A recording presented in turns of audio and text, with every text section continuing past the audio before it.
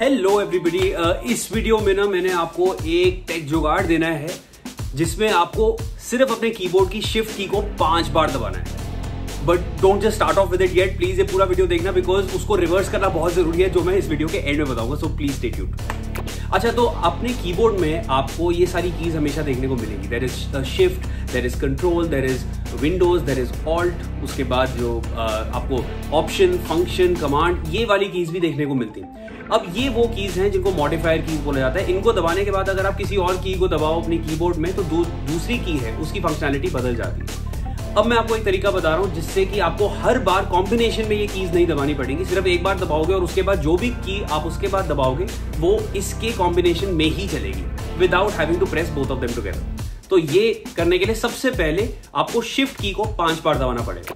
Okay, सो sticky keys activate करने के लिए आपको क्या करना होता है, शिफ्ट को 5 बार दबाना है। सो आई विल डू दैट। सबसे पहले 1 2 3 4 5 5 बार दबाते ही आपको ये प्रॉम्प्ट आ जाएगा।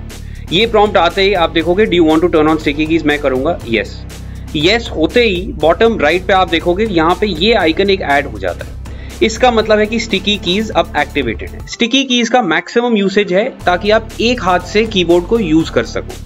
अब क्या करते हैं, सबसे पहले वर्ड खोलते हैं। वर्ड में मैंने ये एक पैराग्राफ डाल के रखा हुआ है। अब इसको अगर मैं सिलेक्ट करना चाहता हूं तो मैं अभी फिलहाल स्टिकी कीज को एक्टिवेट करने के बाद सिर्फ मुझे कंट्रोल एक हाथ से मैं दबा सकता हूं और उसके बाद ए दबाऊंगा, उससे ये ऑटोमेटिकली सिलेक्ट हो जाएगा। अब मैं अगर इसको कॉपी करना चाहता हूं तो मुझे एक ही बार कंट्रोल दबाना है और उसके बाद अलग से मैं सी दबा सकता हूं। और अब अगर मैं इसको पेस्ट करना चाहता हूं तो कंट्रोल दबा के मुझे वी दबाना है। मेन थिंग आप इसमें नोट करोगे कि ये चीज जो है वो एक हाथ से की जा सकती है, मुझे इकट्ठे इन दोनों कीज को दबाने की जरूरत नहीं है।